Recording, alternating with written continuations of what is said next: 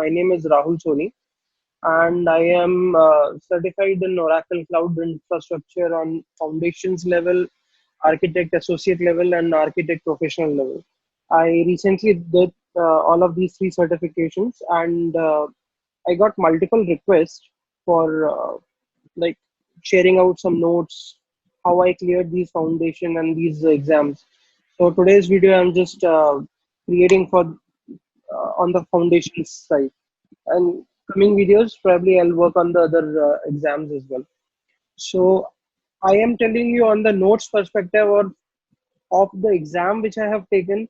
Based on that, like what are the major areas to focus and where I have seen most of the questions coming into which area. Okay, so I have created one slide which is having all the material from the Oracle certification, like presented by Rohit Rahi. So I have downloaded all the presentations and I have clubbed them all together and I've created a single one. So let me, my screen is already shared. So you all know, like there are three levels of certifications: foundation, associate, and professional.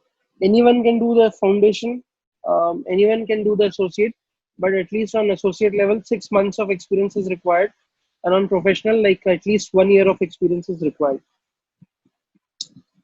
Coming on to the exam, foundations exam, there will be total of 60 questions. Passing percentage is 68. So considering that, at least you need to clear 41 questions. So you have a scope of 19 questions going wrong. Fine. It will be all multiple choice questions. So I'm starting first with the service model. Like what is the service model basically in cloud nowadays and what was previously in the traditional IT. In traditional IT, everything was managed by you, like networking, storage, servers, virtualization, operating system, middleware, runtime, data, and applications. This is a good area to focus on because there are some questions, there will be some questions on this area that uh, in cloud, which areas do you manage and which areas Oracle or the cloud vendor manages. Okay, so this is a good slide to focus on. So in cloud, from virtualization layer onwards, everything you are managing. Like in that infrastructure as a service, you are managing everything above virtualization layer. So you are responsible for uh, operating system, doing any patches in that, in any middleware, any runtime applications, runtime like applications like as in JD, JRE, something you need to install, and then the data, managing the security of the data and the applications. So security is like a main thing which you have to manage in all of these layers, like security of the operating system by doing the patches, security of your data, the data which you are storing, the security for that you are responsible. Oracle is not responsible. Oracle is responsible for security of the storage, security of the servers, security of the whole on the networking layer, but that is also like you are also responsible partly for it. We'll come down to further slides and there I'll tell you about it. Okay, in platform as a service, till runtime is provided to you and you are responsible for data and application, and software as a service, everything is provided to you. So this was an important slide, you should focus on this. Next is like on load balancer high availability. You all know what is load balancer is, just for high availability, that if you are having a web server or a backend server, then you should have redundant servers available so that in case of any issues, if any of your server goes down, then the load can be like directly diverted to the ones which are working. So a load balancer is used. Load balancer will automatically divert the load to the redundant backup server. Okay, so there will be some questions on this, surely. Another, you will say that load balancer itself can fail. Just one sec, Bharat. So load balancer can also fail because there is only one instance, but Oracle as a service manages this, that they provide a redundant copy of load balancer also. So if one of the load balancer fails, it automatically switches over to the another one. Okay. Yeah, Bharat. Any kind of example that you can provide here, like what type of questions are here, like load balancer provided by Oracle or multiple computers? What? See, in load balancer, they can say if generally these are all scenario based questions that consider you are a architect of a company or something, and then you have to design a high availability system. In that case, like what would you choose to create a high availability kind of an architecture? And there will be multiple options, like one would be a load balancer, one would be like some storage, more CPUs, more this, more that. But you will also have to think on this aspect that load balancer is the one which can help you on getting high availability.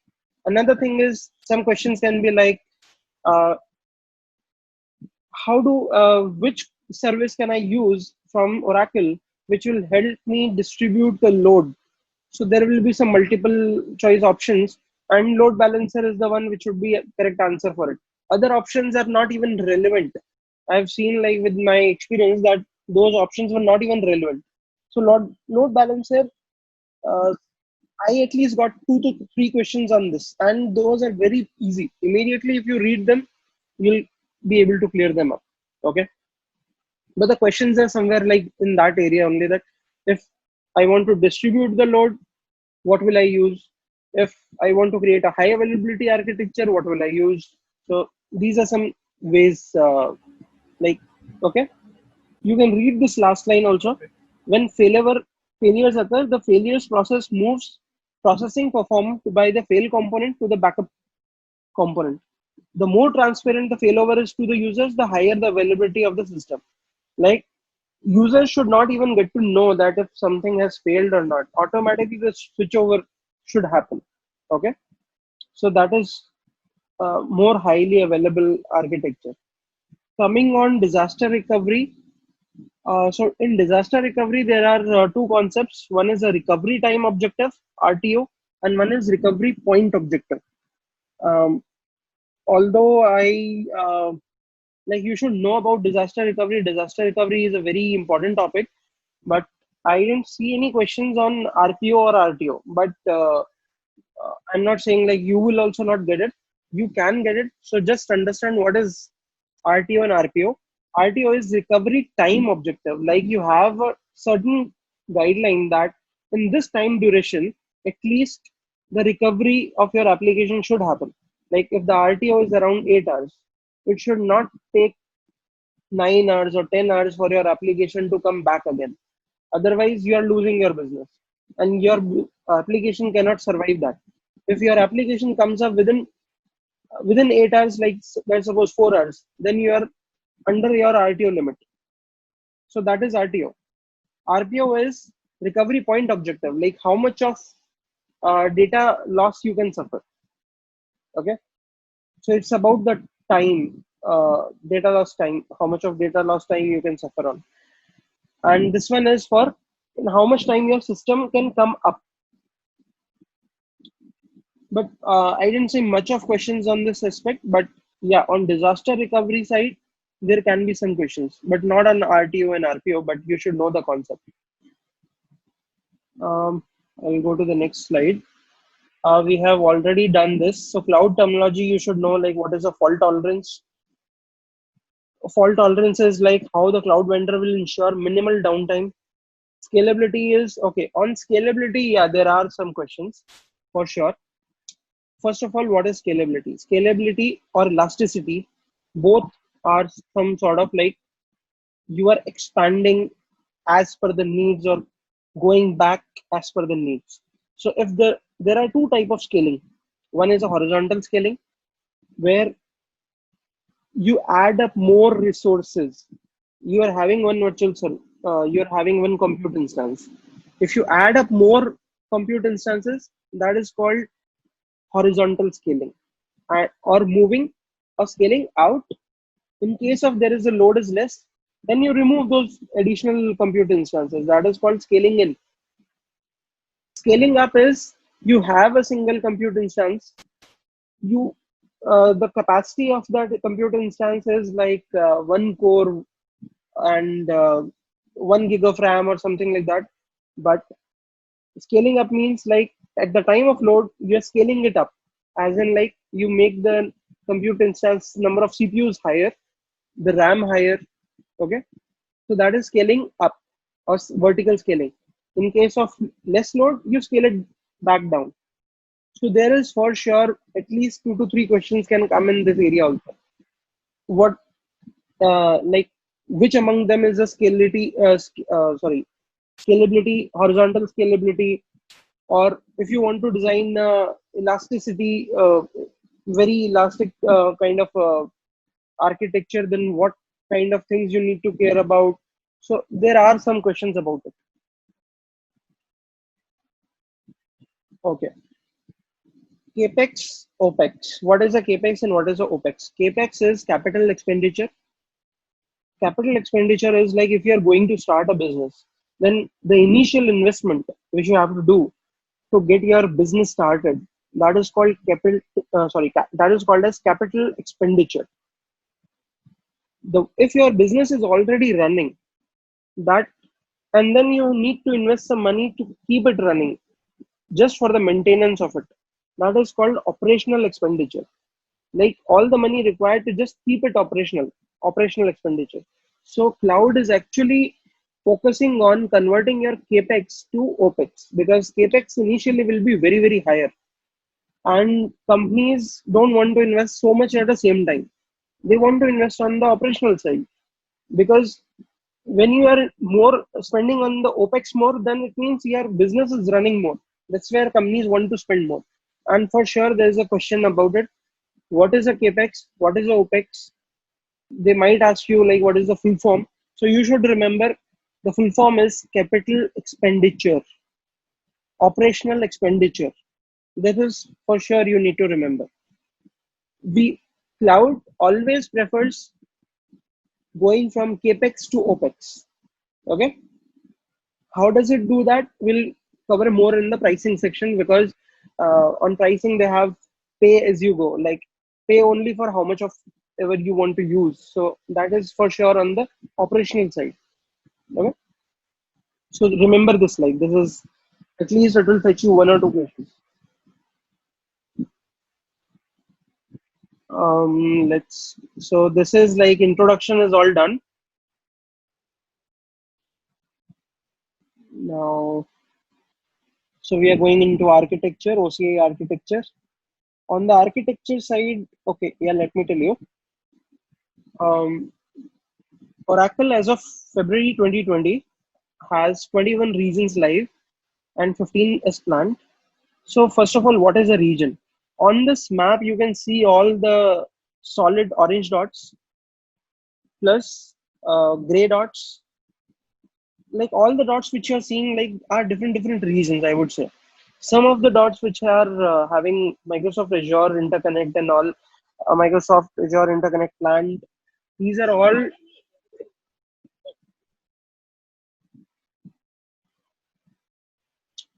So all of these like are regions. Regions as in like very a geographic area which is completely separated out, and there is a difference of at least a vast difference of uh, 500 miles or something more between each and every region. Okay, there can be like less, but usually it's like 300 to 500 miles difference and between each and every region.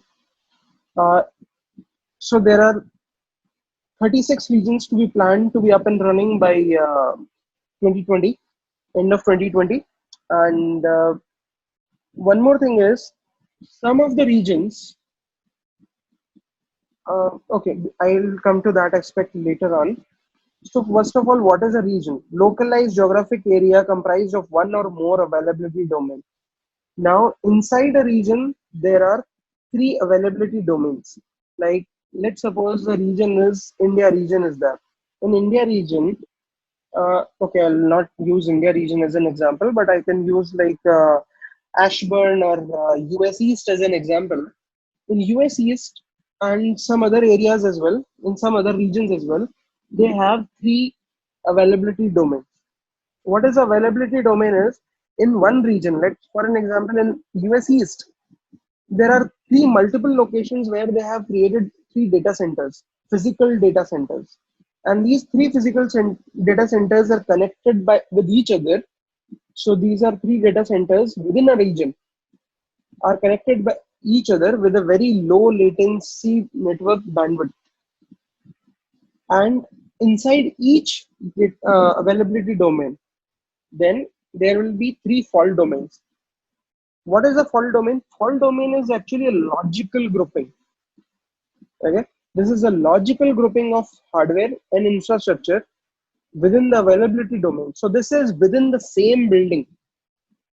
So now you need to understand, if fault domain is within the same building, then in case of any disaster as in like any uh, uh, calamity, like maybe a flood or an earthquake or something, all of the fault domains will go down. Okay, because they are present within the same building.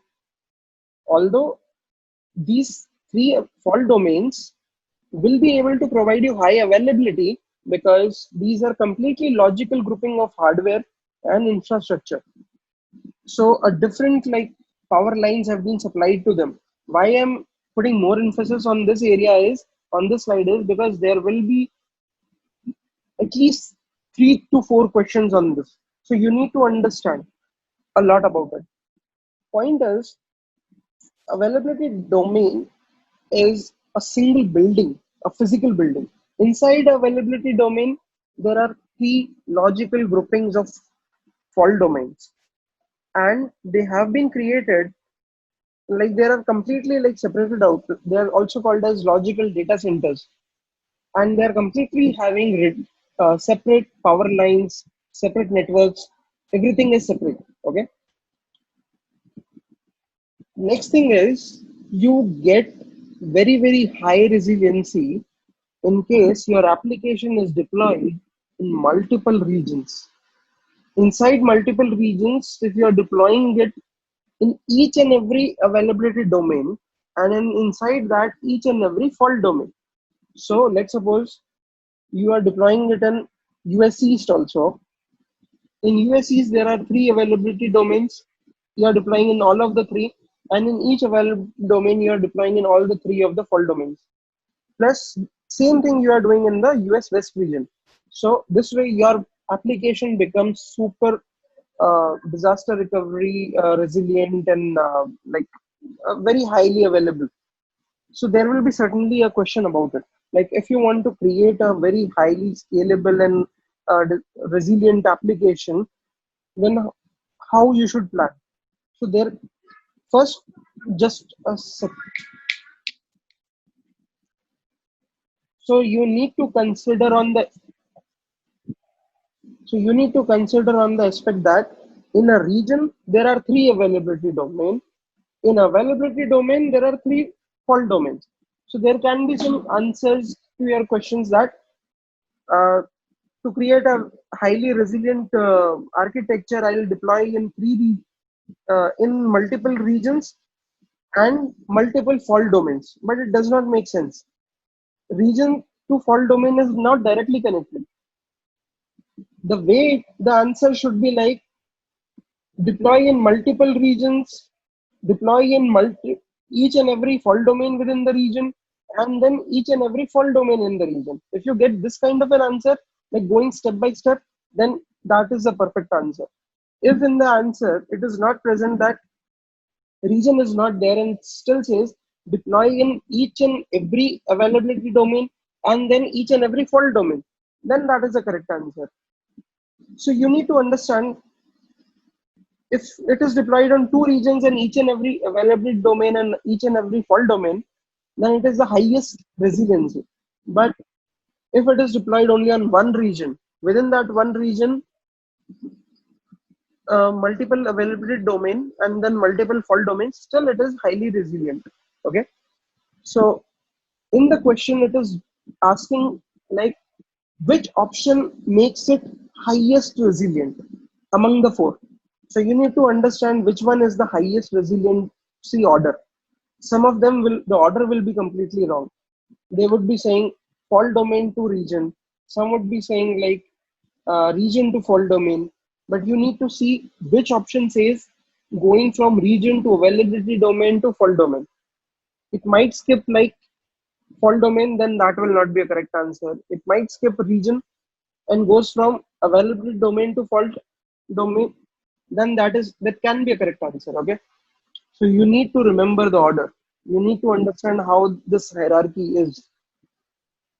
So certainly in this area, 3 to 4 questions are liable to come. As I was telling you, then that multiple regions are there. Initially, like Oracle planned the regions in the way that 3 availability domains are present in the each and every region. But then they wanted to expand very quickly, and they came up with the idea that instead of putting 3 availability domain in each and every region, they'll put only one, and then they will keep expanding. Okay. So I have already put a lot of emphasis on that, but remember this. This is a very, very important area, and this is actually the basic foundation of your foundations course, and even for any other course.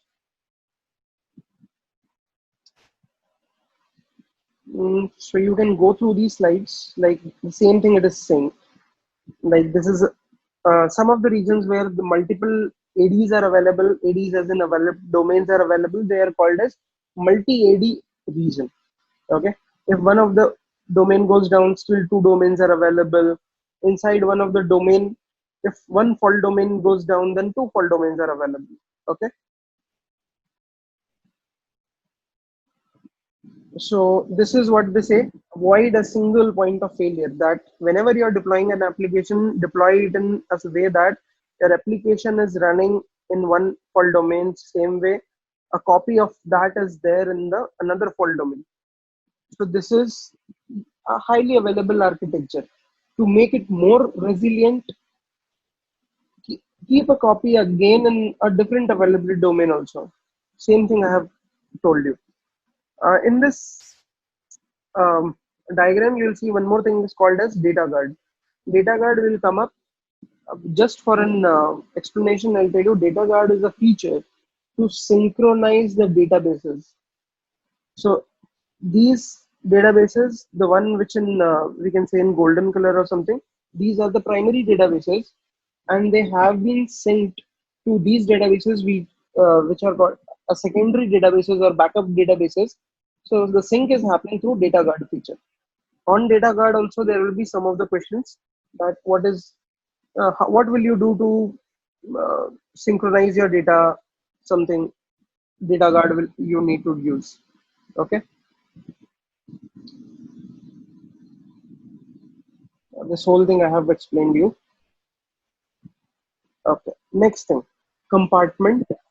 Simple thing is, compartment is also a logical grouping. So this concept is completely relative to Oracle, and this is a very important concept. I'm only focusing more on the very important concepts.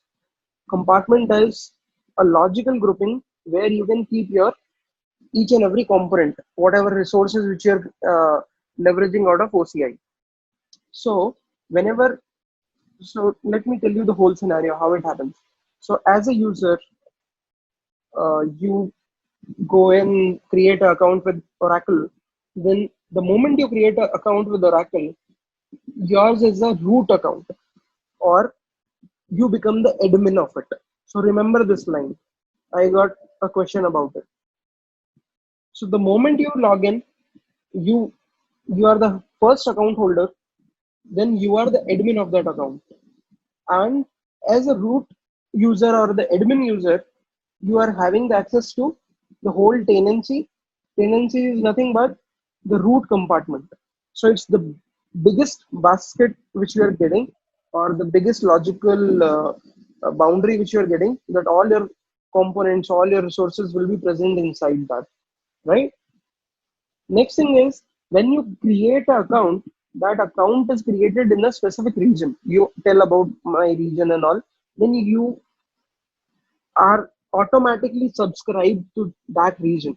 Now, if you have subscribed to US East and you want to use some services or something in another region, any of the services, if you want to use any service, whether it's a compute, whether it's a database or anything, first thing which you have to do is subscribe to the other region.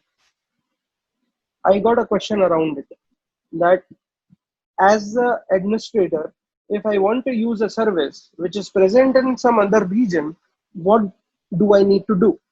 So to use any service in any other region, first thing is subscribe to that region. Okay. Now, once you have subscribed to any of the regions, wherever you want the services, you get the services. All these services will be present directly under your root compartment. Then you can create some logical groupings. You can create different compartments, and you can place your services or the any of the components which you are leveraging out of OCI in those compartments.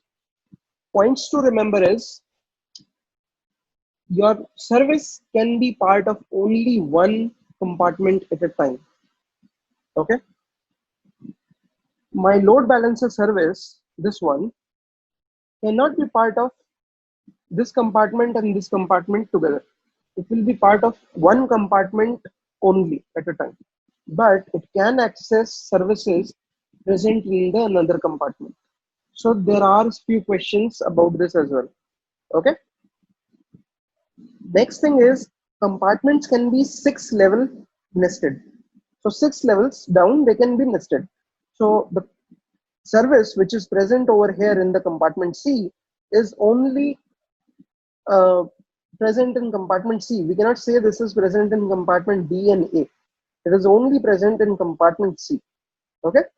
Whether it is a nested compartment, then also it will be present in that only. Why the compartments have been created?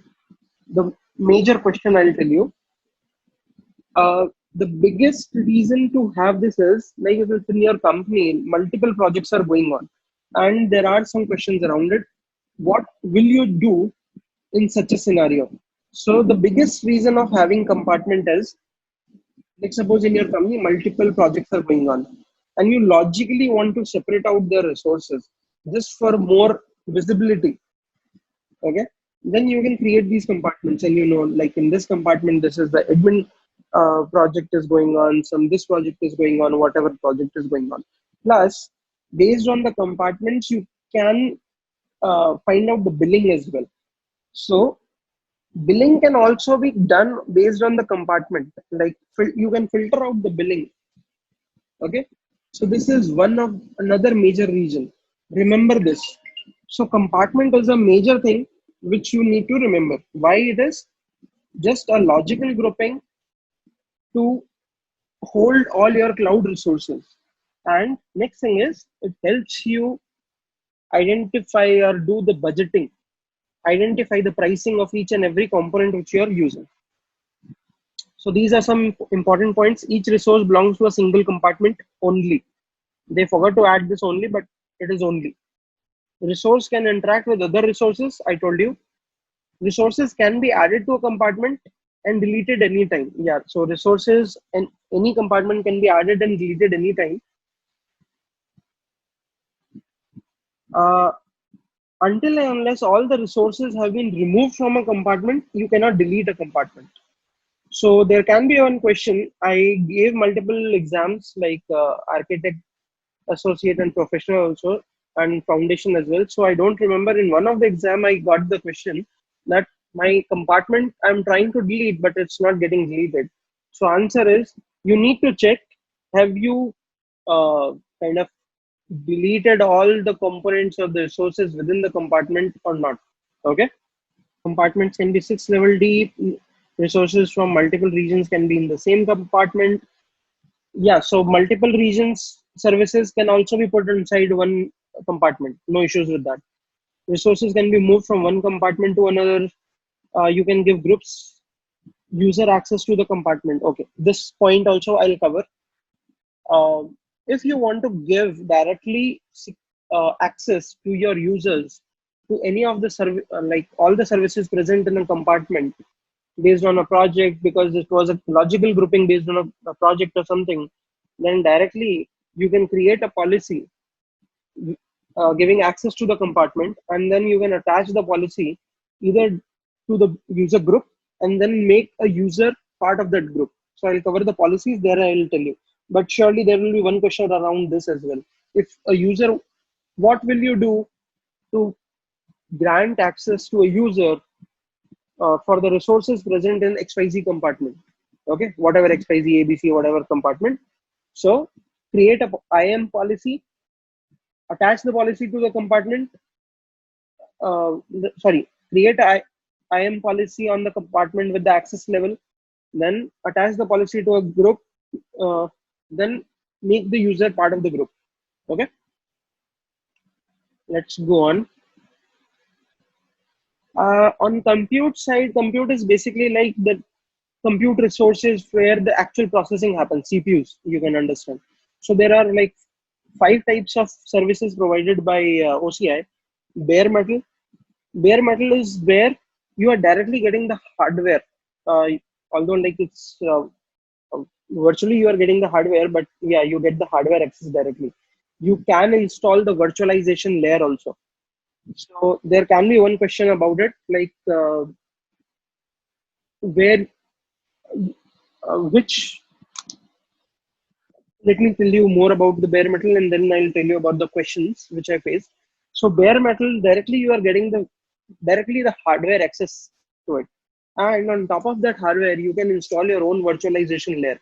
So Oracle is providing their own virtualization software. If you want to run some software which might not run on the virtualization provided by Oracle, then you can own like you can install the virtualization layer by yourself or the software by yourself. Okay, so this in this mode, bare metal, you get the highest compute performance.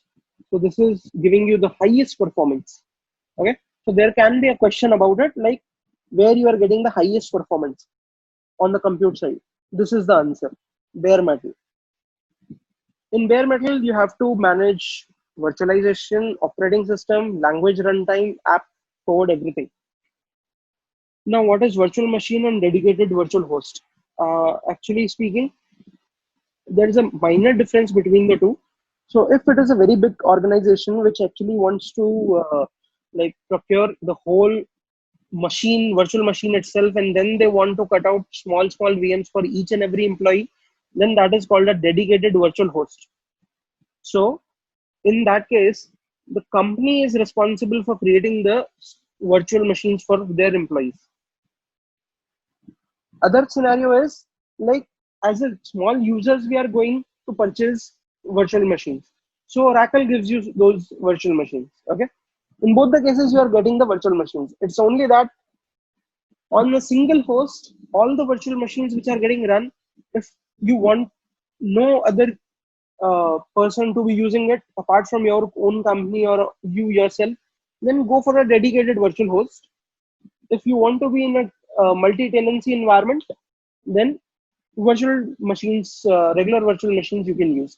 So you understood what is tenancy, right? Tenancy is the root account which you created, that is called tenancy. So multi-tenancy is multiple users. That's it. Not multiple users within the company. So let's suppose if it is your company like IBM. If IBM is purchasing it, then it is a single tenancy. Inside the tenancy, multiple users can be using it. Let's suppose another company using it is Infosys. Within the company, multiple users are using it. So it's also a single tenancy. But if both of them purchase it from Oracle, and now this is a multi-tenancy environment. Okay, so that is called multiple tenancy. Container engine. So over here, Kubernetes is being used. So there can be a question around it, like uh, we want to run some containers or Docker containers or something. Which one we should use? Which service we should use? The answer will be sure shot Kubernetes container engine or directly the container engine. There is certainly a question around on this aspect. Then on the function side, functions also at least 2 to 3 questions directly. Easily you'll get some questions around it. That if functions is actually a serverless service provided by Oracle. Now what is serverless is like you don't have to uh, procure the server to run your code. You just give the code to Oracle, and whenever the code is invoked from outside, Oracle will just run it, like the function service will run it, give you the output. That's it. The code can be given in any format. It can be even Docker images can also be supplied. So it's a very good thing which I got to know, that you can directly give Docker images also to Oracle as part of functions, and whenever you hit it, that time only like it will be processed and the results will be given back to you. So behind the scene, you are not using any of the servers or infrastructure. You are getting billed only for the time you are getting in, you are invoking it. Okay.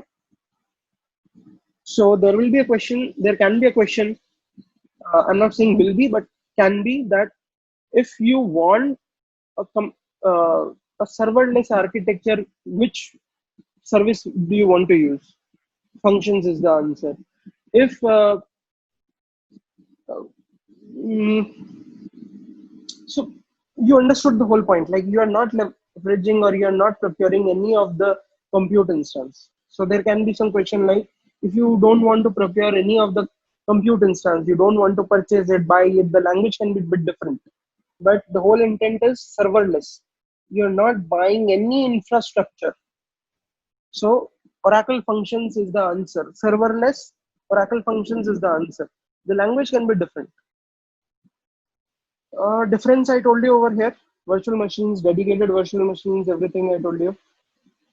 Okay, what is this? Workloads are performance intensive. Okay, the use case of bare metal. I told you about this.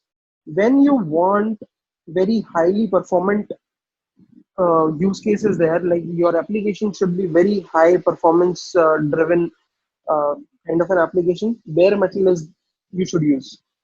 Okay. It also supports like bring your own license. I'll cover the bring your own license later on. I'll tell you at that point of time. And there can be some scenario where they can ask you if company wants to use their own hypervisor, which one, which compute services should we use? So the answer is bare metal. Apart from this, you will not get any other options. Like these are only the options. High performance. You can install your own hypervisor. Bring your own license is supported. So these are the options. VM use cases. Well, in VM use cases, there are not much, but the only thing is like you are just getting the VMs out of Oracle. Okay, there's not that much on this. Instance basics. So each and every instance, okay, there will be one question around you need to remember. Each and every instance, when you start a compute instance, needs CPU, RAM, and bandwidth. In Oracle, the CPU is not called as a CPU. Whereas in AWS, when you create a EC2 instance, that time it is called as uh, how many CPUs do you need, how much of RAM do you need, okay? They don't ask you for bandwidth usually. But over here, the bandwidth is actually proportional to the number of CPUs you're buying. And they don't call it as CPU, they call it as OCPU, okay, or actual CPU.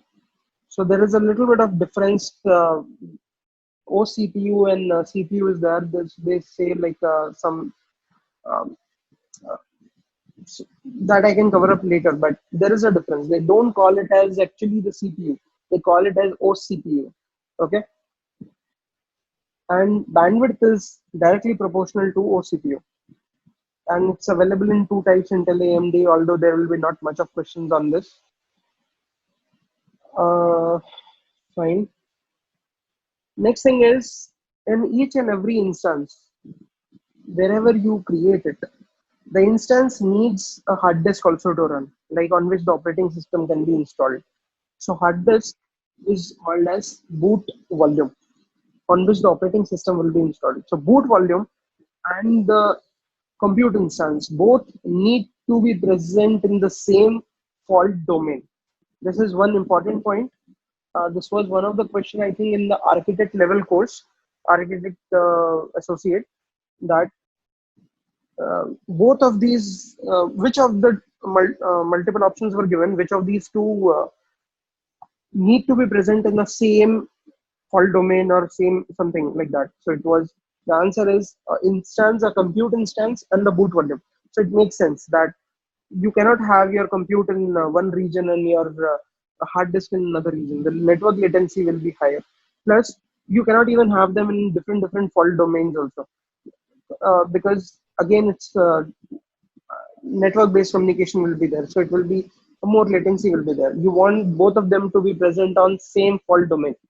Okay, data disks are called block volume. We'll cover that more over there.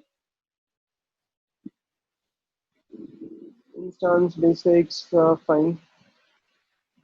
Vertical scaling, I told you about it. Auto scaling feature, I told you about. um, OS image and all. Yeah, for cloud foundations course, you don't need to do much on the images and all. This is regarding the containers. On containers, there are not much of questions on the foundations level. Foundation level, they'll just ask you like run which service to use if you want to run the containers, Docker containers. That's it. How to deploy the containers? There is not much of over here. Oracle Kubernetes engine, I think I already told you about. You don't need to see it much over here. Functions, this is certainly you should have a look at it, but it will not go in that level of detail that push the containers to the registry and all. But yeah, configure the functions. Sorry. Yeah, this is the one which you need to see at. You pay for the code execution time only. Okay. In other compute services, you pay for how much time it is running. But for functions, it is different. You only pay for how much time your code is running, how much time you invoked that code. So this is one difference, and this is where you will get some questions. Fine. Now we come on to the storage structure. In storage, these are the different storage options. Before we jump onto storage, let me ask you, do you have any questions? Bharat, till now, was everything clear to you or any doubts? It's fine. It's fine. Till now. It's fine. Okay. Now we'll jump on to storage services. We want the storage, we want the data to be persisted. So I'll come on to this. Before I jump on to each and every one, I'll tell you there's a one directly, one graph which is there for comparison. I'll use that and explain you. That's very easier to understand. So in Oracle, there are three different types of storage services, and then there are categorized further down. So you saw five, right? So don't get confused. I'll come on to that. But if you see the access type of these five are only three, like block type, file type, and object type. So let me tell you what is block type, file type, object type. Block type is something where all your data is stored in form of blocks. Like each and every data would be broken down into smaller pieces, and each smaller pieces would at least get like would require that specific amount of memory to be stored. Okay, so that is a block. Blocks can be of block volume can be of two types. Uh, this block volume I'm talking about, not local NVMe. I'll come to this. This block volume can also be of two types. So remember this. Block volume is usually said as for storing of the data, but the same block volume can be used for installing the operating system as well. So there the block volume is called as boot volume. There is not any difference over there. The only difference is block volume. If they say as block volume, it means using it for storage. Boot volume, then using it for installing operating system. Okay, one difference I told you. So this is block storage. Majorly, storing of the data or the operating system, installing of the operating system and all. So different type of things can be installed on it, like operating systems can be installed on it, NTFS, Linux and all. Now coming on to the file structure. So before I come to the file structure, I'll tell you one thing over here is the block volumes can be attached to one and only one instance of compute. If you create one block volume, then it can be one-to-one mapping with the compute instance. Okay, like just like your computer's hard disk. So if you have a laptop, you have one hard disk. So this hard disk is directly available to use for your own laptop, right? Now coming on to the file storage. So file storage is a shared volume. Okay, so this is basically a shared volume, where a volume which can be shared across multiple compute devices. So there will be some questions that we we want to design a system where there will be some multiple other options also, like some compute database and this and that we want, and we want maybe a shared file storage. Okay, we want a shared storage or shared storage service something. The moment you see the word shared, it means file storage. So you can share the device, the storage services between multiple compute instances. On this, NTFS can, what is that? Uh, Sorry, I forgot the name. Crap.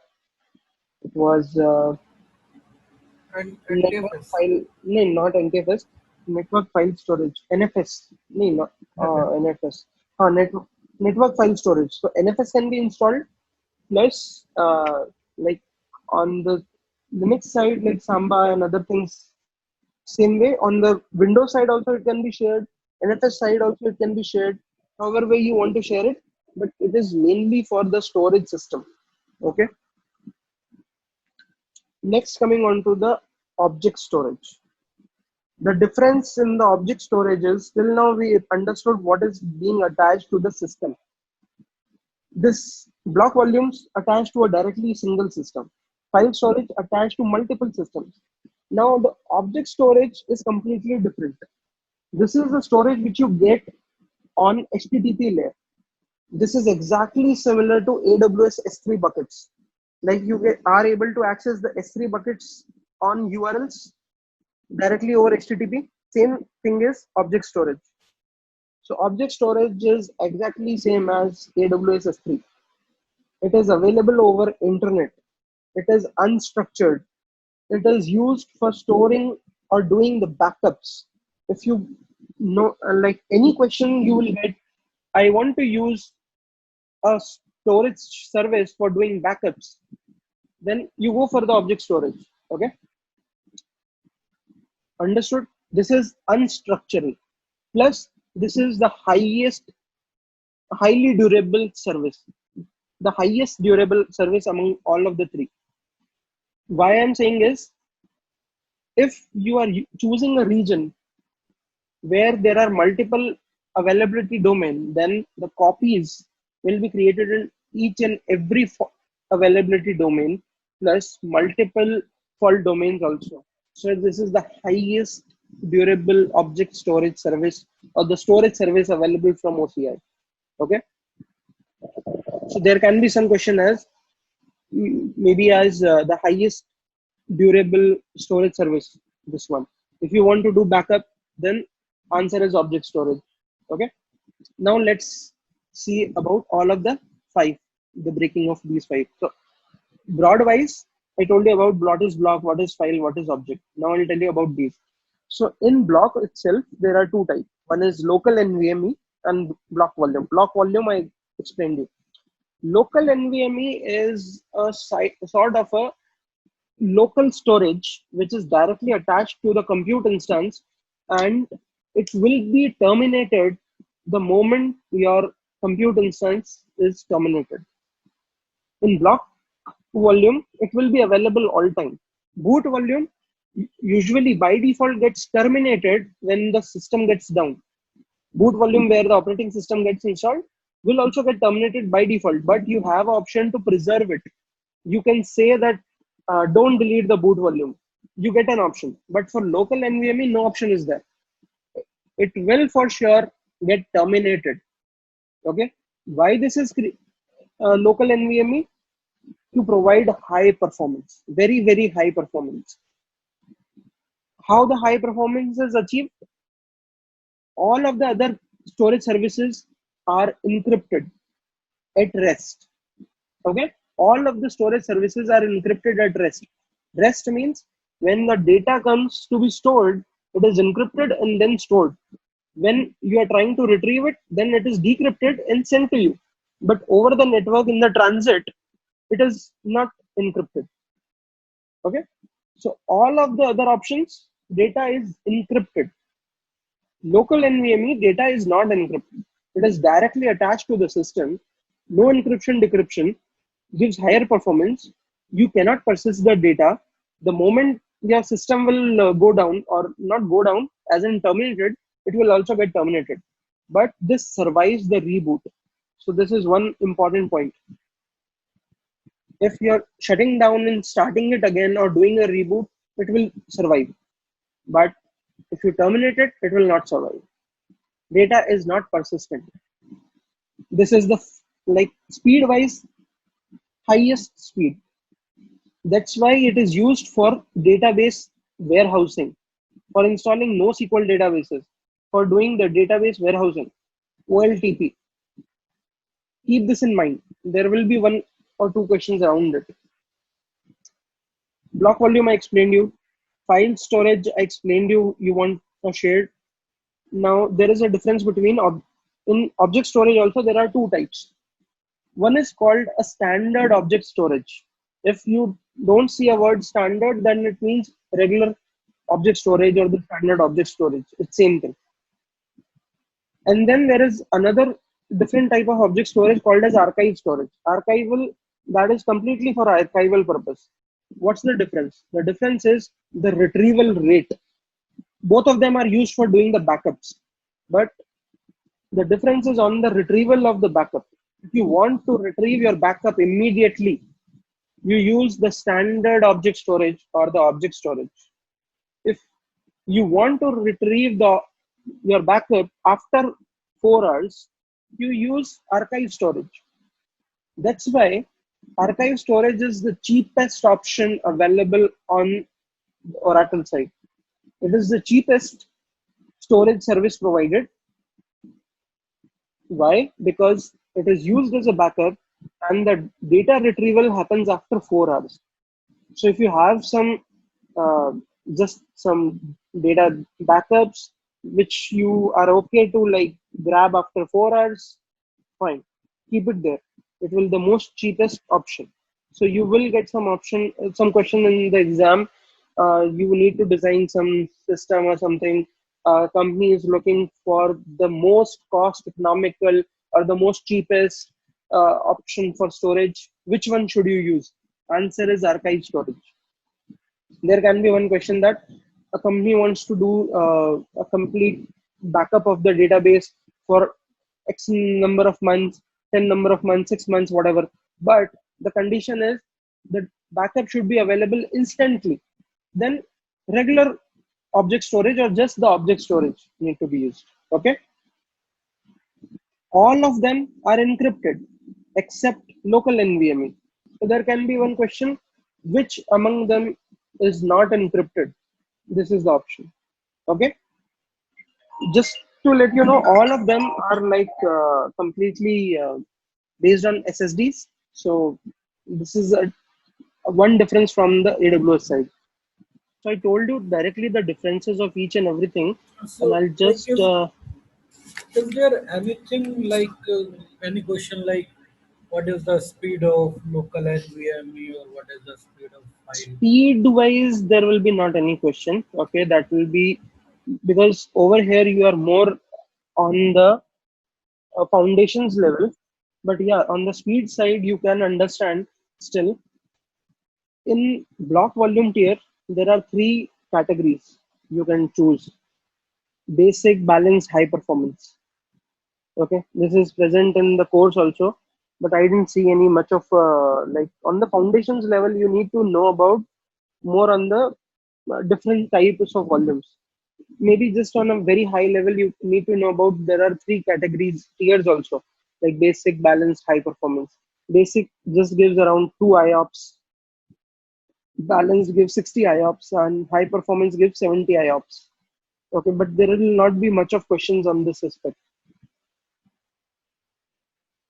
Although I cannot like assure like there will be no questions on this aspect, but I didn't got much of questions on this. But usually like it's more on the differences of the volumes and all. Okay, they will not certainly ask you like what is the number. They might ask you like what are the different volume tiers, basic, balanced, high performance, something like that they can ask you. Okay, so I told you like block volumes.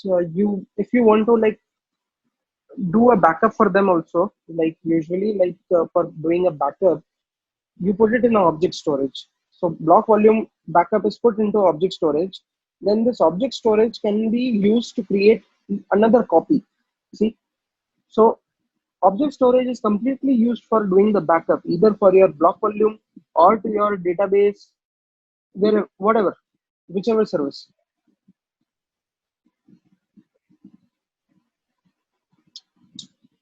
There are some questions on different type of like uh, local NVMEs, but this is more on the architect level, architect associate and architect professional side, not on foundations level. You are not like it's okay not to remember these specific numbers and all. But on the architect side, there are some questions on which one should I use, Denzel one, standard one. There are different options available. Okay. So yeah, this was I was saying NFS and Samba. Okay, SMB for shared one files. Sorry, the file storage shared option. Okay.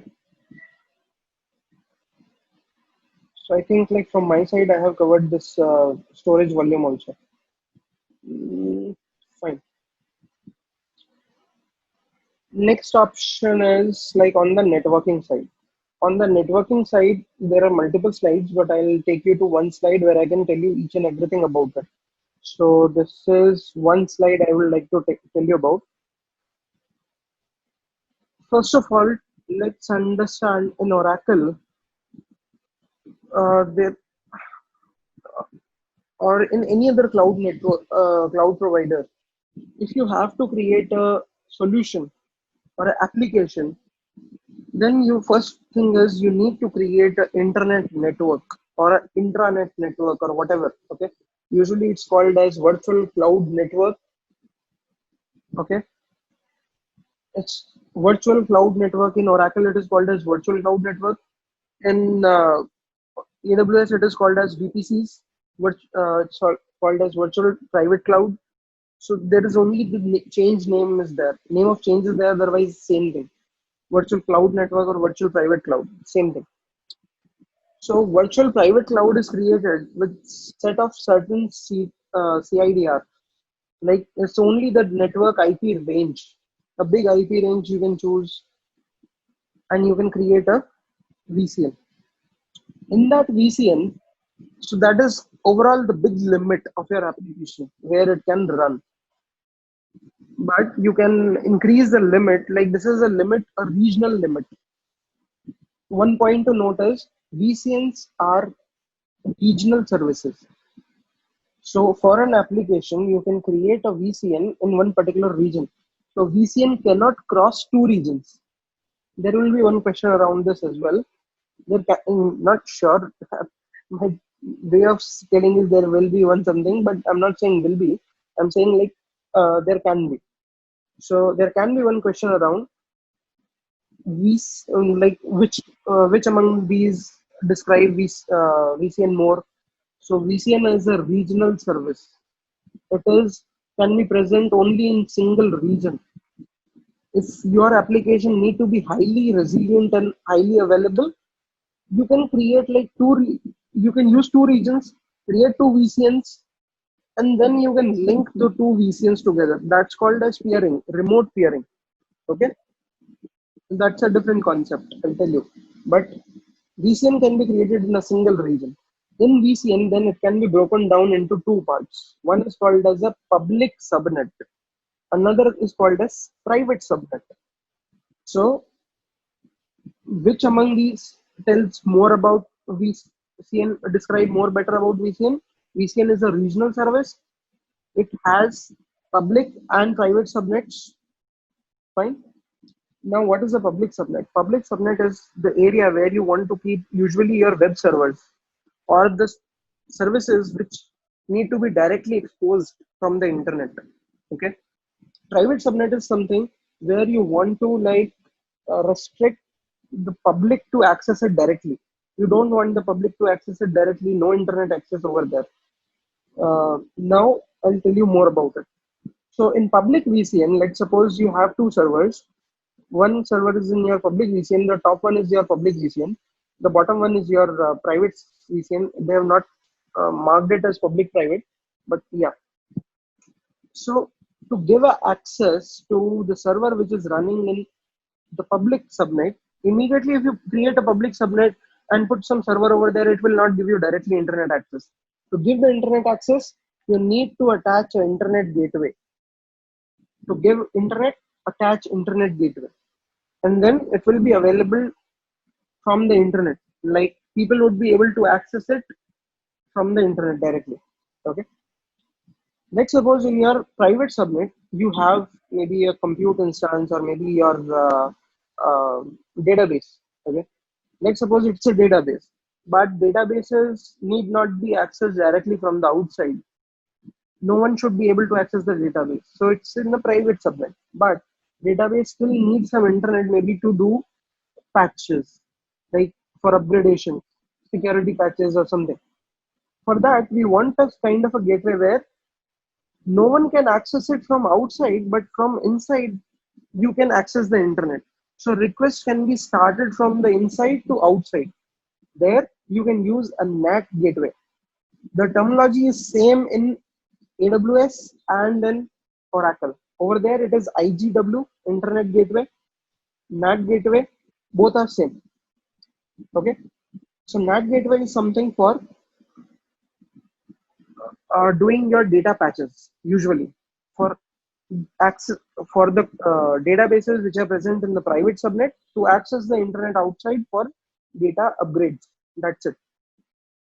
Now, let's suppose there are these are completely cloud-based solutions, but there are also some architectures which are hybrid solutions, hybrid architectures, where some of your instances are also present on the on your own premises, or you want to create a connection from your premises to the cloud directly. You don't want to go over the internet. Okay. So you created some application, placed it on the cloud, but you don't want to access it over the internet. You want to access it as the local intranet. So for that, a different type of a gateway is created, which is called as Dynamic Route Gateway, DRG in short. Dynamic Route Gateway. In Dynamic Route Gateway, there are two categories. One is VPSec VPN, another is Fast Connect. What is VPSec VPN? So let's suppose I created an application in the cloud. Some client came to me, he asked me for a POC, just do some POC. I created the POC in the cloud and now I want to connect with that POC immediately, very quickly. So if I want to connect with any POC quickly, so 2 points. I want to create quickly, okay, very quick. Then I want to use IPsec. The only thing required is only some configurations on the IP level, and the IPsec VPN would be enabled. So it's just a VPN based. So whatever data enters the VPN is encrypted. In the channel, it is completely encrypted. When it leaves the channel, it again becomes decrypted. So it's completely encrypted in that. Okay. But in this case, I'm sorry, like in this case, it goes over the internet. It's not private, but it is public. It connects. I told you before that if you want completely intranet based. But yeah, in DRG there are two options. One is public, one is a private. So IPsec is a public option where you connect it from the internet to your cloud application, but it happens very quickly. So there are 2 points: public connection and the quick connection. So use IPsec. Second one, when your application is very big enough, now the POC grew very big, and you want a very dedicated network, because internet is can be slow based on like how many people are using it and all, but you can use fast connect. How the fast connect works is, you create a dedicated line from your premises to either directly to the Oracle, if Oracle is center is somewhere near around, or to some of the data provider which supports direct connection with Oracle. Okay, so a direct line is created. It's actually like actual hardware need to be installed on your premises. A dedicated line, an internet line needs to be like laid down. So that is a fast connect. If you already have a line with your data provider and the data provider is already linked, then it's small steps are there, but still it's a dedicated line. So fast connect is for high bandwidth, but it's slow, provides very high bandwidths even up to 1 Gbps to 10 Gbps as well. Okay, this is important. Like if you need speed more than 1 Gbps, use which service. If you need speeds like so IP Connect, if I remember correctly, it provides somewhere around 256 MB per second or something. Maybe I might be wrong, but it's usually slower. Fast Connect is very fast. That's why Fast Connect, but it is private as well. But it is slower in terms of configuration. IPsec is faster in terms of configuration, but slower in the data transfer. Okay. Any questions, Bharat?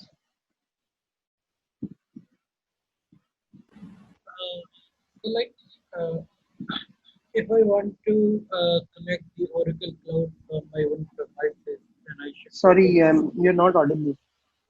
like I was saying, if I want to connect to local cloud from my own devices, then I do not want to use internet, but by internet, then I can use this DRG. Yeah. Then in DRG itself, this fast IPsec and the IPsec came, or it is something separate than DRG. No, in DRG actually runs in two modes. If you want to, first of all, I said a little bit wrong in the starting. DRG is only for connecting your on-premises to your cloud. Okay. Inside DRG, there are two options.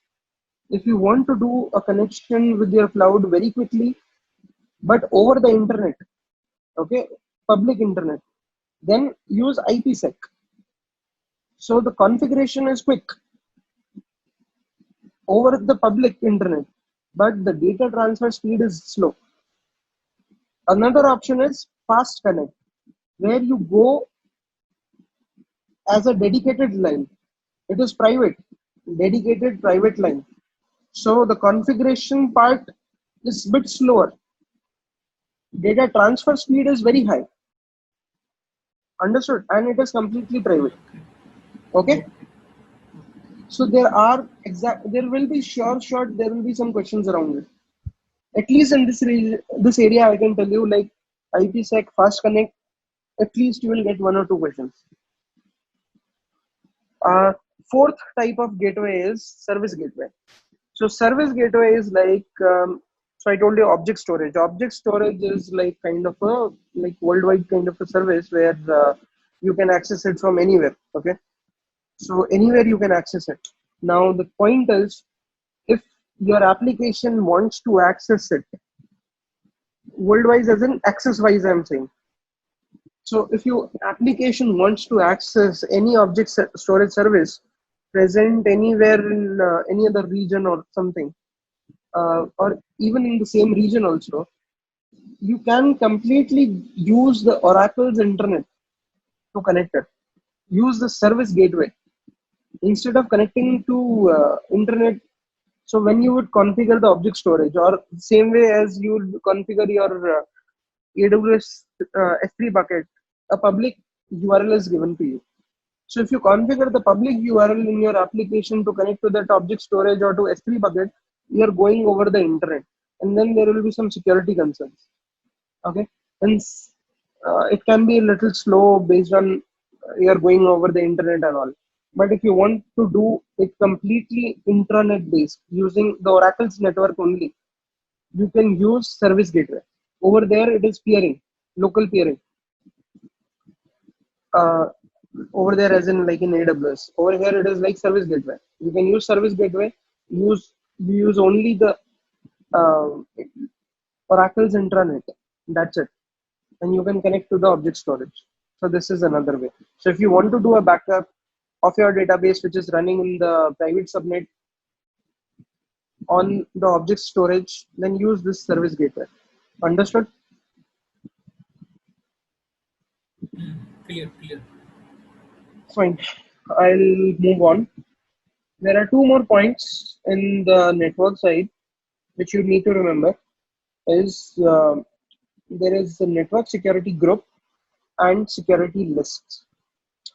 So basically, both of them are doing the same job of writing down some rules and defining like what kind of traffic is allowed in and out.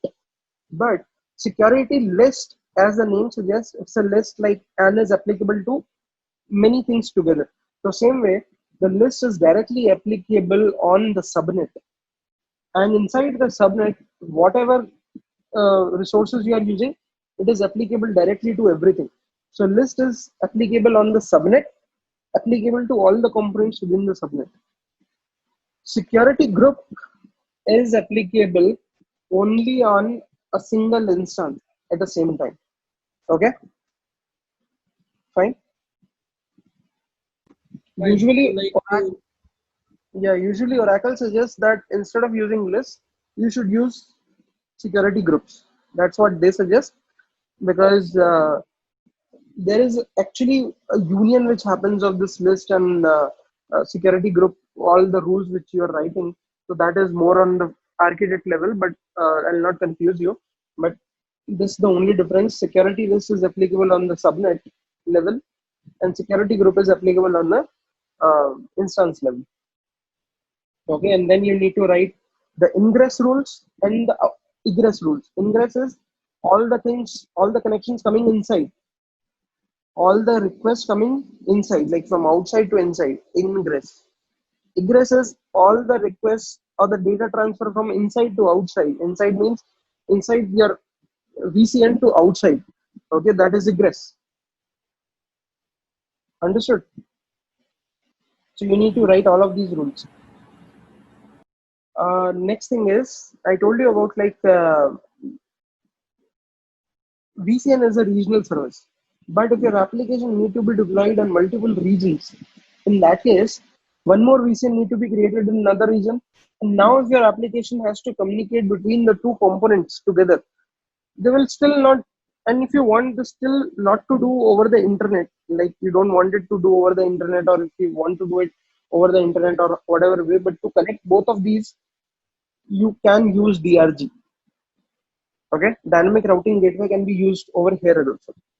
So dynamic routing gateway can be used for two purposes. One for your premises to your VCN, and another option is VCN to VCN connection. But one thing to note is there can be only one DRG present in a VCN. So either you can use it for two region communication, or either you can use it for your premises to region. That's it. You cannot have two. Only one is allowed. Okay. So there are two type of peerings available. Local VCN peering is the process of connecting two VCNs in the same region. So it's connecting two VCNs within the same region. In the same region also, you can create multiple VCNs for different projects. Let's suppose in a company, in a single area, in a single region, two VCNs are created, and you want to connect all of these VCNs together. So that is local VCN peering. Remote VCN peering is a process of connecting two VCNs in different regions. Okay, and then they can connect via private IP address. Everywhere it is a private IP address. So connection is completely happening on private IP addresses, not on the public IP address. Okay, load balancer, I told you. Load balancer, one more thing I'll tell you, which is actually for the architect course, but although it is very good to know, load balancers actually use the algorithm for load balancing, and three ways it can be done based on IP hashing, round robin, which is actually a weighted round robin. Weighted round robin means like there are four instances, but I want 50% of my request to come over here. So my weight over here I can define, and then the request will be routed. So whatever requests are coming, 50% requests keep coming here. So that comes under weighted round robin. IP hashing, based on what is IP hashing is like uh, the load balancer, whatever the requests which are coming in, it takes down the IP address of from where it is coming, it creates a hash, and all the requests for that particular IP address will only go to a specific uh, instance. It will not go to another instance. So that is IP hashing. And another one, third option is least request option. So least load option or least request option, where like whichever instance is having the least number of requests to serve at the moment, give the load to that.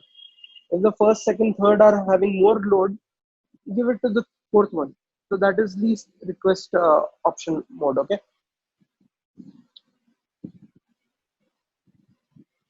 Load balancers can be defined in two modes: public load balancer, where the load balancer is um, like having directly being accessed from the outside. So that is a public load balancer.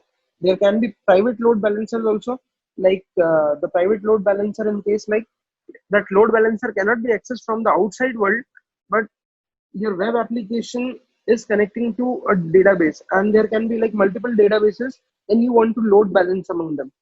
Okay, so you can use a load balancer, private load balancer over there. Okay, so two modes it is available: public load balancer, private load balancer. So that is finished. Now we are under identity and access management. So this is important topic for foundations and any other exam. So what is identity and access management? Where in any application you would have heard about authentication and authorization, right? So the authentication part is like where you give username and password. Authorization is, are you authorized to do this or that work or not? Like rules and policies. So uh, like for authorization, you basically need some policies, and for authentication, you need your credentials. Okay. Now in Oracle world, there are multiple identities as in users. So there can be regular users like humans and all, plus there can be instances. So each instance can also be a user. So like as in a compute instance. A compute instance can also be a user. So I can directly, instead of like, there can be a situation where you have a web application running on a compute instance and it needs to talk to a database. So usually like simplest answer which will come to your mind is create one user of mine, whatever the credentials are, I'll place the credentials in the web application. With that credentials, it will be able to access the database.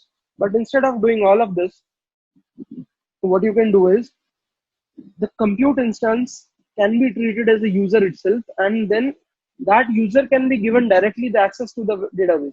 So you don't need to create any credentials and anything for it. Okay, so this is a very good way. It's available in usually in any of the cloud. So these are the different type of users, instances, and once user is grouped into like users can be grouped called as groups.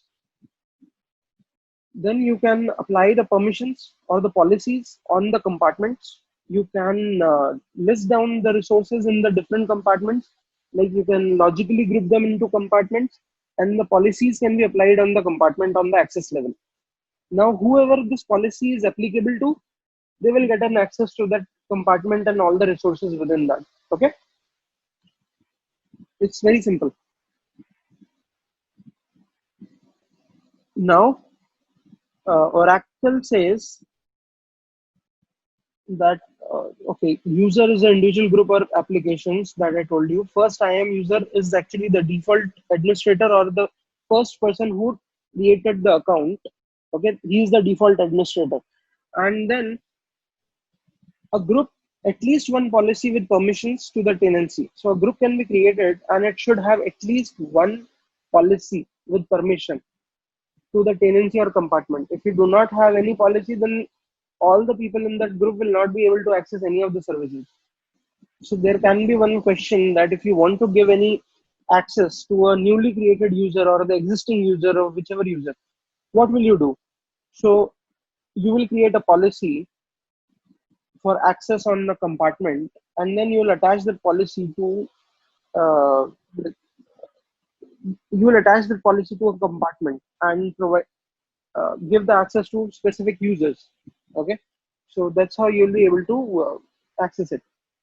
Okay, so there are various ways by which the authentication can happen. There was one exam I think on my associate architect level, that what are the different ways of authentication. So one is API signing key, one is authentication keys, and one is username password. But on foundations level, I think I didn't get that question. So now on authorization side, this is a way how you create your policies. Allow group, allow XYZ group. You are telling directly to a group to allow. Or, so why we are saying allow? Because by default everything is denied. In Oracle, by default everything is denied. You need to just keep on allowing the thing. So that's why all the policies are written in a way that allow. Okay.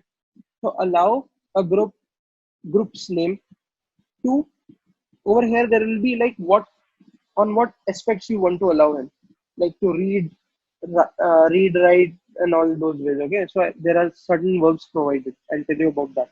Then resource type, which resource type you want to allow, and whether it is directly in the tenancy, like directly in the root compartment, or in a specific compartment name, and you can give a condition also. Okay, the policies can be attached to a compartment or a tenancy. So these are the different resource types. Like all the resources you can attach to, all the databases, instance family, object family. These are different types, but you don't need to remember all of that. Um, you, I think I didn't get any question on the policies or something. But if you get, you just need to remember what is the syntax. That's it. It will not ask you in that level of detail. The different verbs which are allowed: inspect, where you can list the resources; read, you can read a specific resource also; use, read and update is allowed. So this is read. So read is allowed, plus update is also allowed. Manage, you can do all the permissions. Manage is like you can read, write, update, delete as well. Okay. So what is inspect? Can you make it more clear? Inspectors only list down the resources, like which resources are present in that. Only you can list it. Okay. You cannot you cannot as in you cannot use them. You cannot read the data in that, or you cannot use them. Okay. You fine. Look, to read the data, you need a read permission. To use them, use means reading and updating. List means only you know, like, okay, what components or what services are there. That's it. Okay. So usually the permissions which are given as are either use or manage. Uh, Fine. Read is only for like only if you're trying to do completely read only application. Then it is only read. If you're reading and updating, then it is use. But you cannot delete. Delete operation will be able to you'll be able to do with this manage.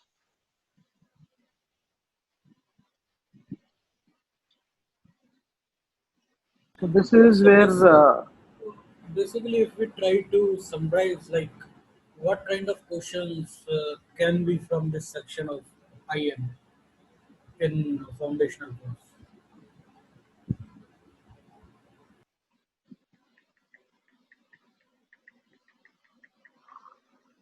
uh,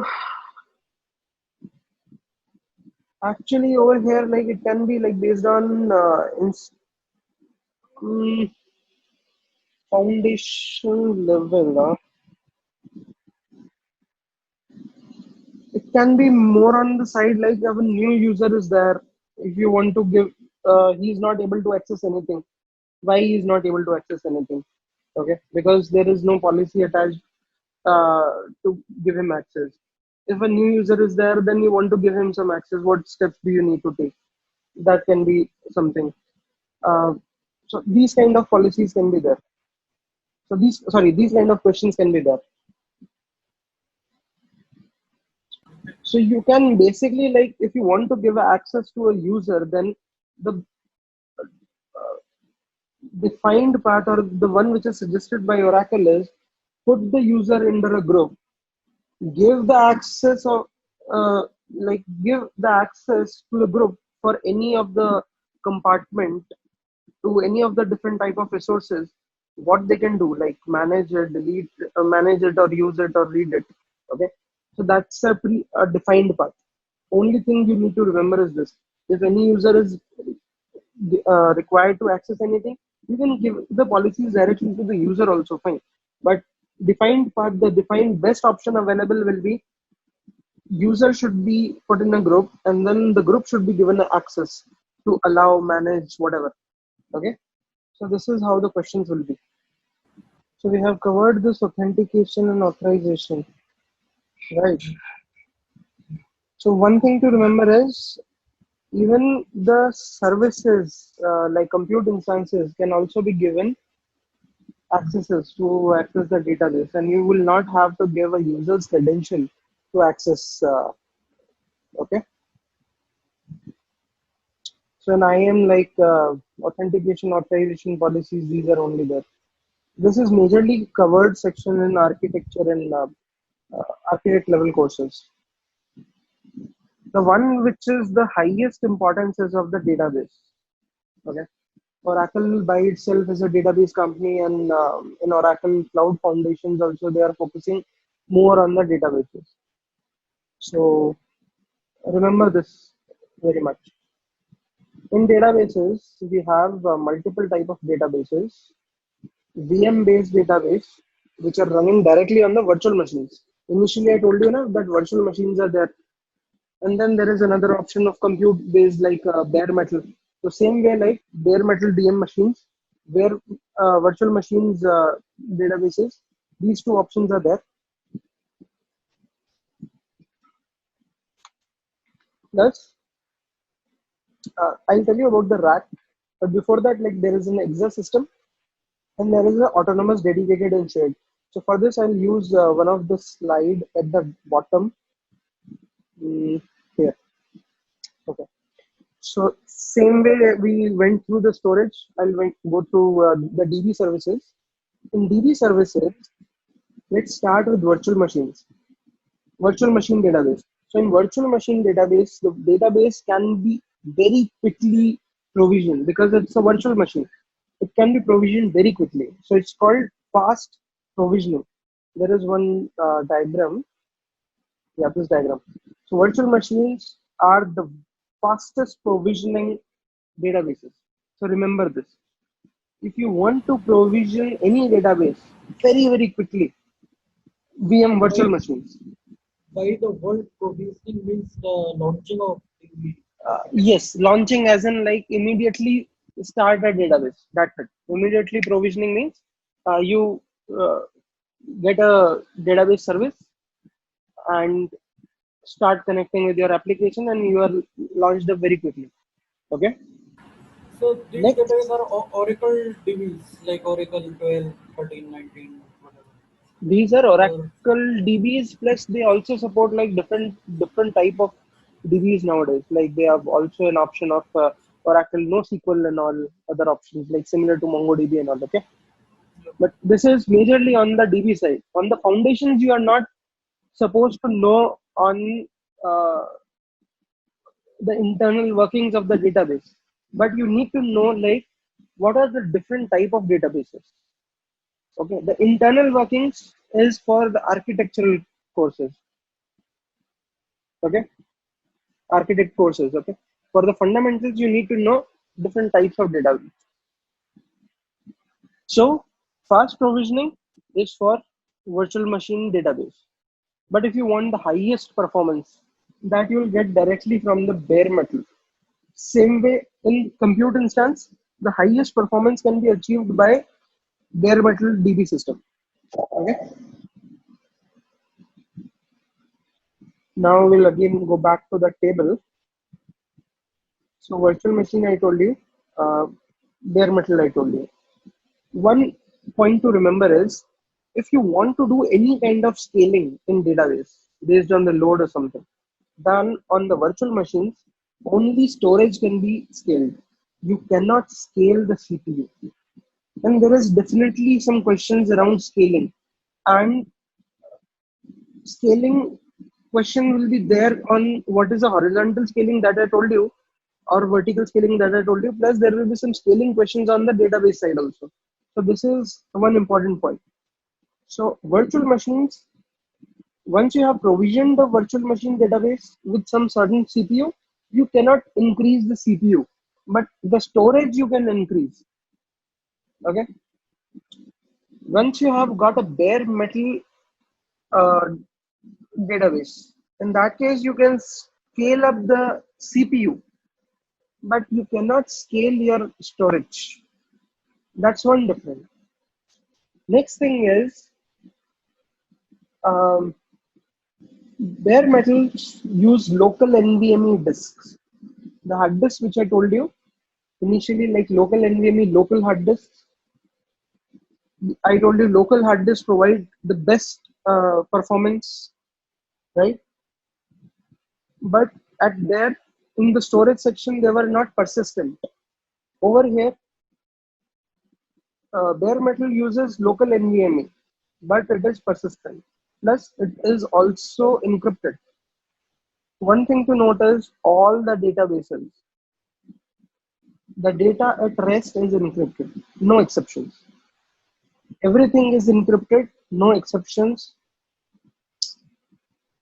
This provides the highest performance bare metal. Fine. Next thing is, next option available is Exadata DB system. This is a very high availability of your CPUs. If you need your CPU needs are very high. Okay, so you can use Exadata systems. Uh, so it uses like flash cards, local disks, everything, but the CPU needs to be of very high. Plus your data durability and all wise, it should be very high. So it uses exaracks. Durability wise, it should be very high. So everything is available. Next type of databases are autonomous databases. What is the autonomous database? Is like it's automatic on various options, like the updates and the backups are automated. So same way as there was a shared option available for VM machines, and then dedicated option was there. Similarly, in autonomous, shared and dedicated is there. Shared is for which can be shared across multiple tenancies. Dedicated is for single tenancy. But in both the cases, backups are automated, and the biggest advantage is the CPU and storage can be easily scaled. Both of them can be scaled and scaled down. So there can be a question around one, you are maybe a designer or architect or whatever in the company, and then your company is looking for an option where all the database administrators will you want to reduce their workload, so that you want to reduce their workload based on like backups, regular backups and scaling option. Which option is most suitable for you? So if you see the autonomous option over there, autonomous database option, that's what you have to select. If you see multiple choice questions like answer the two, and both are available, autonomous, shared and dedicated, both are the options. Okay. But remember, the updates are automatic only in the shared, which is also called as autonomous database. The dedicated one is specifically called as autonomous dedicated, but the updates are driven by the customer policy, because if it is a very big customer, they don't want to do the updates automatically. Maybe what if their database might get impacted? What if their application is not supported on a upgraded version of database? Some issues are there, so they will not want to do it by automatic. They'll want to drive it by their own. Dedicated, only updates are driven automatically. Backups are still automated. Shared, no choice, updates will happen automatically. That's it. The only difference is CPU and storage is scalable automatically in both the cases, and that's the difference between others. Okay. Another option I told you about, data guard. Data guard is the facility of syncing your data across multiple instances, or replicating your data across multiple instances for your backups, for your fault disaster recovery and all. Okay.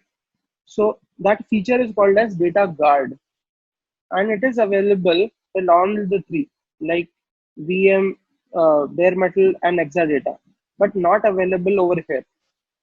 Why it is not available? Because it's already like backup is already happening, and it's a software as a service. Autonomous shared is software as a service. That's why this is not required over here.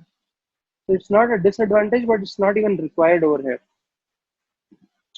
Next thing is rack system. Rack is like it's a combination of multiple systems, and then they are clubbed together. On top of it, it works. So this is a rack system.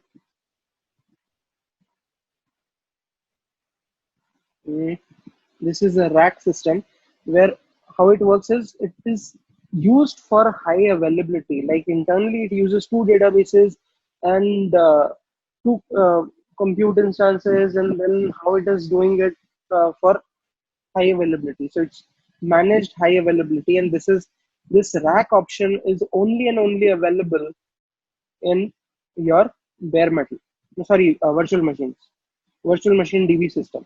It's only available there. So there is certainly, not certainly, but I can say very high chance of asking what is, which, if you want to use a rack, which DB system do you want to use? If you want to do automatic scaling of CPU and storage, which option should you use? If you want uh, the database administrators to reduce their efforts by automated backups, which option should you use? If you only want to scale your CPU, maybe the customer had some application installed in their infrastructure, and just because of the load, because the load is sometimes very high, and that they are not able to handle that high load, then the company wants to move into Oracle Cloud. So now you understand. Storage wise, they'll not have that much of issue, but load is in terms of CPU. Now, if they want to move in the cloud, then which option should you choose? So immediately, like bare metal, because scaling, a CPU scaling is required. So bare metal. Storage scaling is required, VM based. So these are some of the questions where you will get questions on data guard, rack, scaling, updates. That's it. Okay. So these are the major concerns, major areas where you will be asked around. I told you about data guard. If you want to do a backup of your database, then you can do a backup on the object storage using a service gateway. That service gateway concept I told you.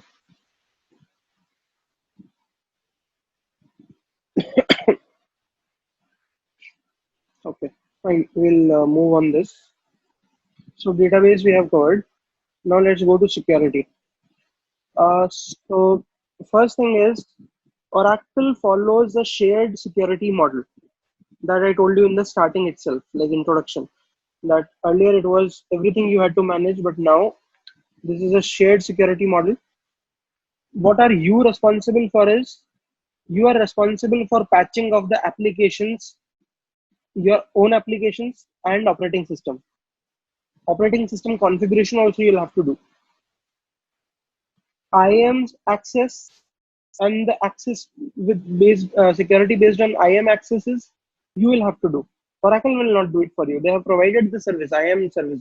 You will have to manage yourself. The network security, the underlying hardware security they are providing, that hardware will not fail on the security level, that network cables and all that will not fail. That is their what they'll handle. But the network security, the endpoint protection, you will have to manage as a user. The data which you are storing, you will have to be compliant. Okay, if you are like using some application where you are storing some confidential information of the user, you will have to like either you should not use that kind of a mechanism to store confidential information. Otherwise, if you have to store, then it is your responsibility as a user to store that kind of store and secure that data. It's not Oracle's responsibility. Now, Oracle's responsibility is physical security of the data center. That whole building data center, they will be providing a security on that. Hardware security they will provide. The software security, like if in the virtualization layer, if there is any backups or updates or patches required on the virtualization layer, networking, basic networking, the underlying networking layer, that they will provide.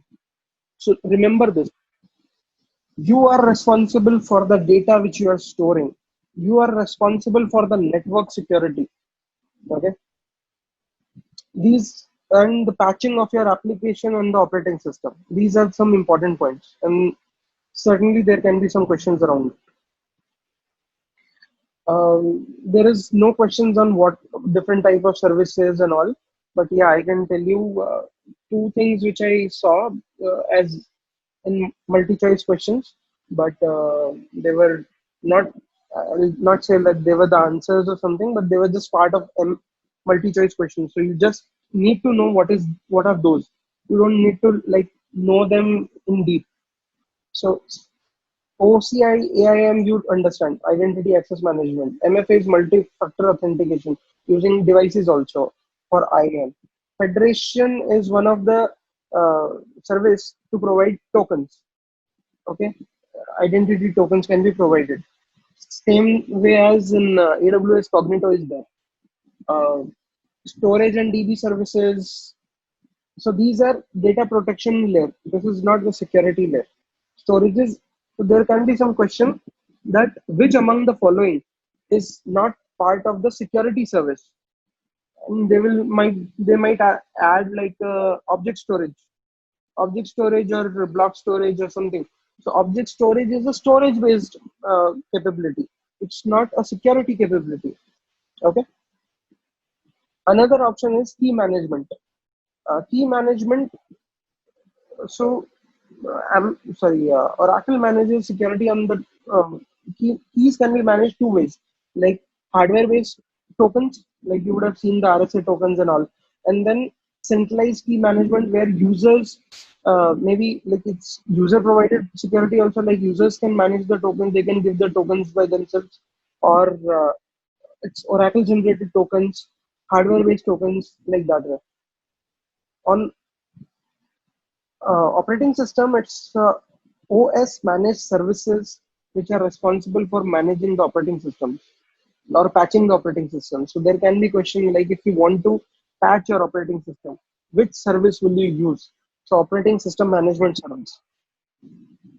Then workload isolation and nothing required over here. Then if you So about like infrastructure protection, you can use like firewalls, which is in short also called as WAF, WAF for firewalls. So you can stop the malicious web traffic.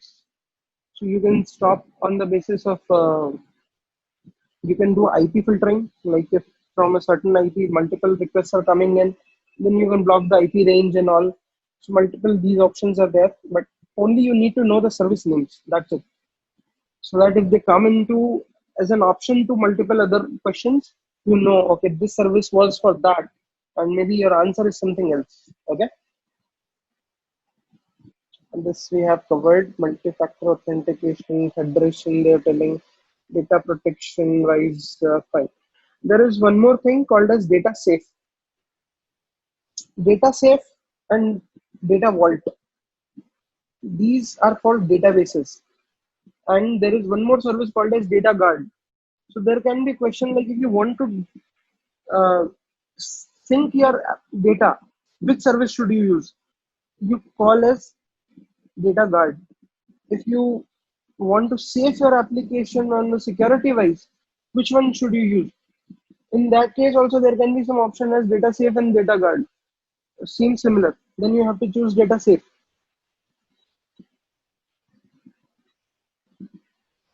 So this is about the data safe.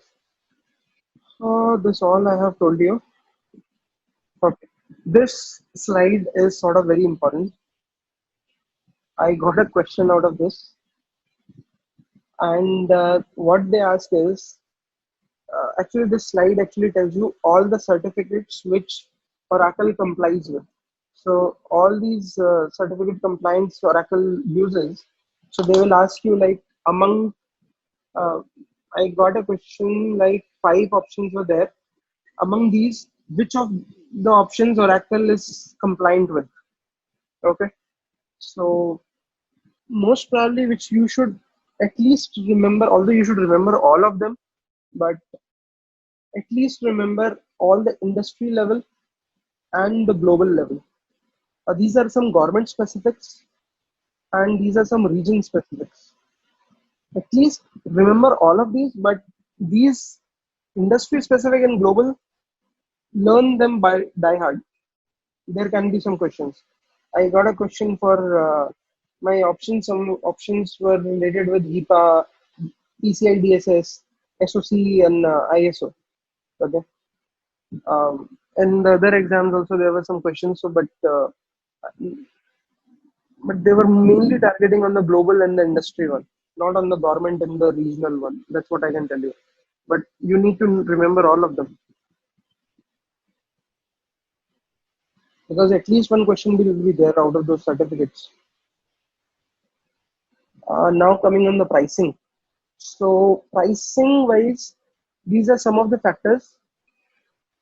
One biggest differentiator on the pricing level on Oracle and AWS is in AWS, region wise, the pricing is different for each and every region and each and every service. And then there are like some pricing related with data syncing also. Like if some data is being shared between one region service to another region service, then there is again some pricing is there in AWS. But the Oracle is a little bit different. The pricing model is completely same in all the regions.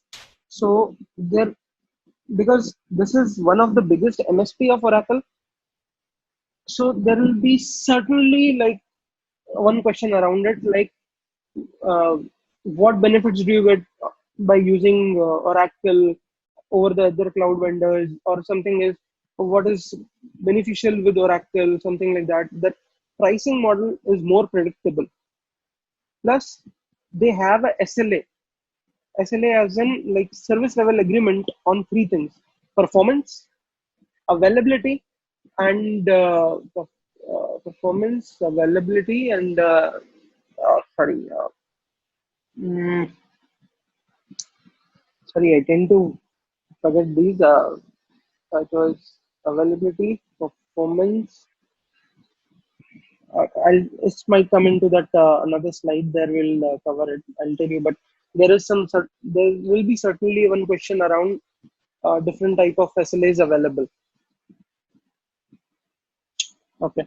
So in Oracle, it's like resource size, bigger the resource, it costs more. Data transfer, no ingress cost. This is one differentiator among different other clouds.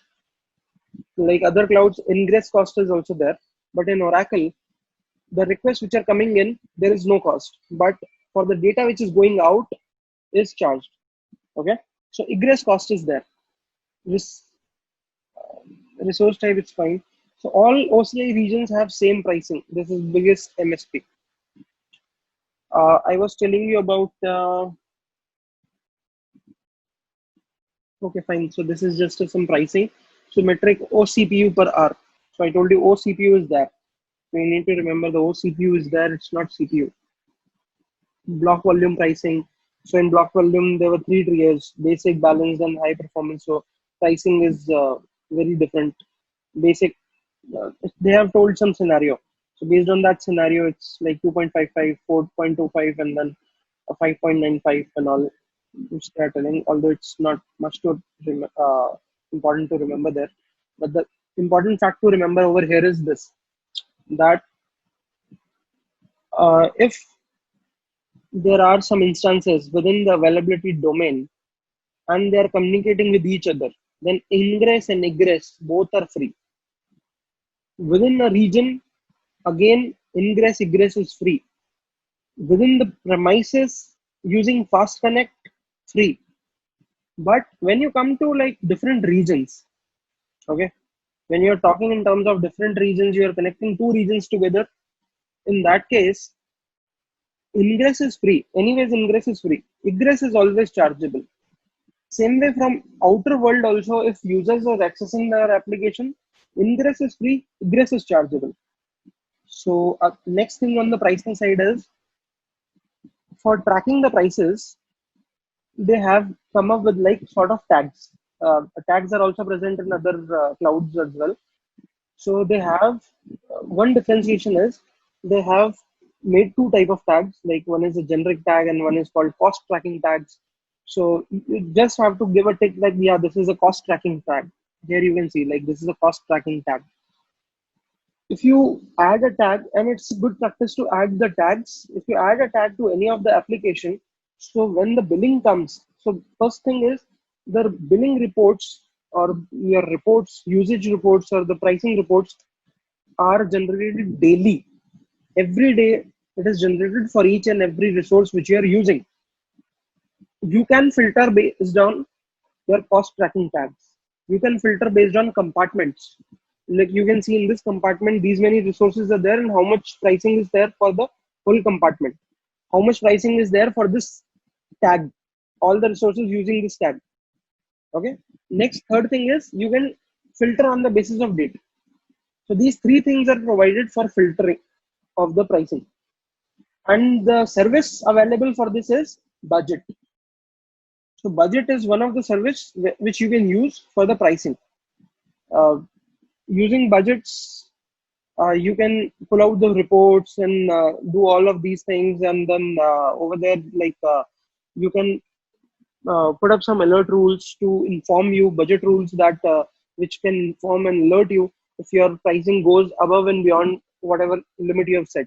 If actual spend is this, how much you want, or percentage based or something. So whatever alert you want to configure, you can configure. So using budgets. So budget is one service which will be used for configuring of your alerts. And it can send you emails, it can send you other kind of notifications. For me, it was a very specific question that they can send you Twitter notifications. Obviously, Twitter notifications they will not send you. Okay, so these all things are done. But apart from this, SLA on availability, management, and performance. So these three areas, the SLA is there. Remember that. SLA is always on the availability, management, and performance.